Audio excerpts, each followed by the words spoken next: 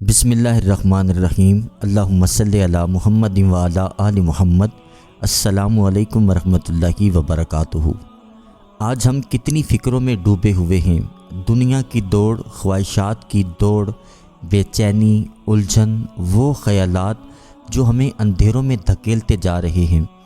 हम ज़ाहिरी इलाज तो ढूंढते हैं, मगर कभी दिल के ज़ख्मों का इलाज क्या हमने दुरूद पाक में तलाश किया?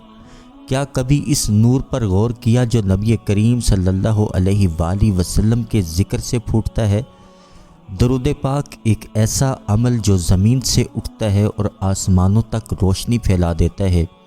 ये सिर्फ़ इबादत नहीं, ये दिल का सुकून है, रूह की ग़िज़ा है, हमारे ख़यालात का तज़किया है जो हमारे अंदर से उठते हैं, हमारे सवालात का तज़किया है जो हमारे अंदर से उठते हैं। आज के इस हंगामा खेज़ दौर में, जहाँ पे नफ्सा नफ्सी का आलम है, जहाँ जहन बिखर रहे हैं, दिल थक चुके हैं, आइए चलें उस दरवाज़े की तरफ जहाँ पर सलामती है, रहमत है, मोहब्बत है। नबी करीम सल्लल्लाहु अलैहि वसल्लम के दर पे, जहाँ पे अल्लाह की रहमत बरस रही है। हमारे दिल और दिमाग में आने वाले वसवसों और मनफी ख़यालात का ताल्लुक़ शैतान से होता है। हमें दलीलें दी जाती हैं, हमारे अंदर सवालात उठाए जाते हैं, हमारे जहन के अंदर मुख्तलिफ़ किस्म की मनफी ख़यालात सर उठाते हैं। इन सब का ताल्लुक़ शैतान के साथ है। शैतान मुख्तलिफ़ मनफी सवालात हमें घड़ कर देता है और हमें कटोरे में खड़ा करके उन सवालात का जवाब देने का कहता है, जिसके जवाब में हम कोई मुनासिब जवाब नहीं दे पाते तो डिप्रेशन में चले जाते हैं। हमने मनफी ख़यालात की तरफ तवज्जो नहीं करनी, अल्लाह की हिकमत पर यकीन रखना है, उसकी शफ़क़त और मोहब्बत को सामने रखना है। जब हम अल्लाह की ज़ात पर भरोसा रखेंगे, हमारे हक़ में जो भी फ़ैसला होगा उसको कबूल करना हमारे लिए आसान होगा। हमें ये यकीन रखना चाहिए कि अल्लाह ताला हम सब से ज़्यादा प्यार करता है।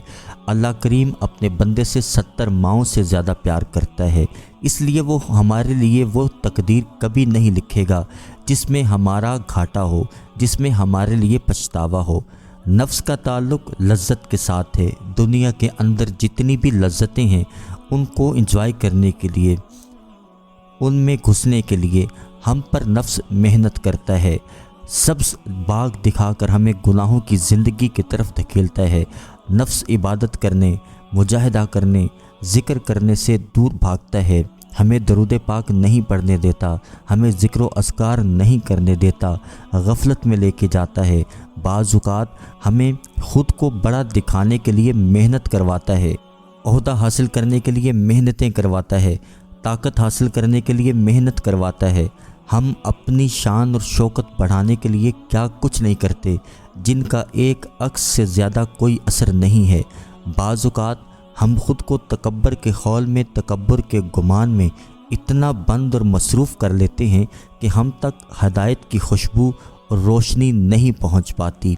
अपने दोस्तों पर नज़र रखें, दोस्त ऐसे बनाएं जो आपको आखिरत की याद दिलाते रहें, दुरूद पाक की दावत देते रहें, दुरूद पाक पढ़ने की तरगीब देते रहें, अल्लाह का ज़िक्र करने की तरगीब देते रहें।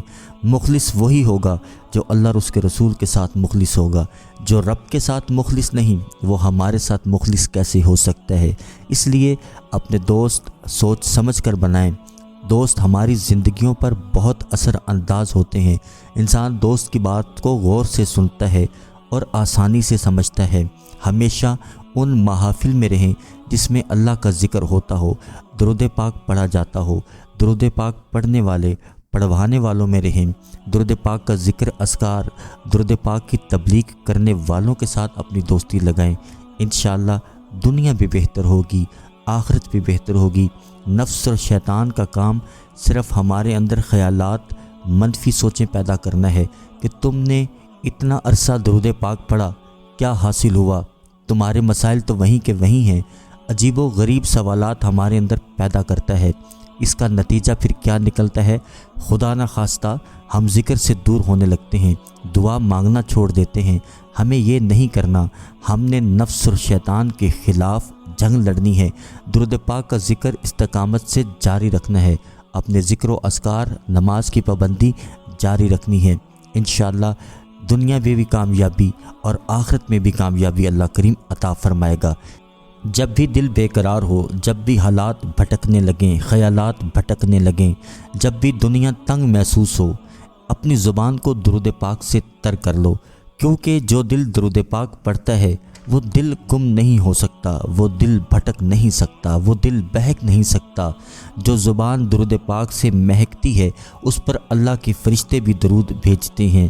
درود پاک فقط الفاظ نہیں، یہ وہ عطا ہے جو دل کو روشن کرتی ہے، روح کو تازہ کرتی ہے، بندے کو اللہ سے جوڑتی ہے۔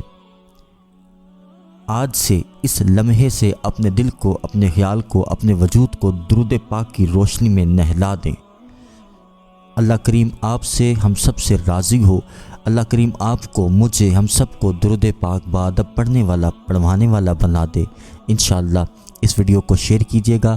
اگلی ویڈیو میں پھر حاضر ہوں گے، جب تک کے لیے اللہ حافظ۔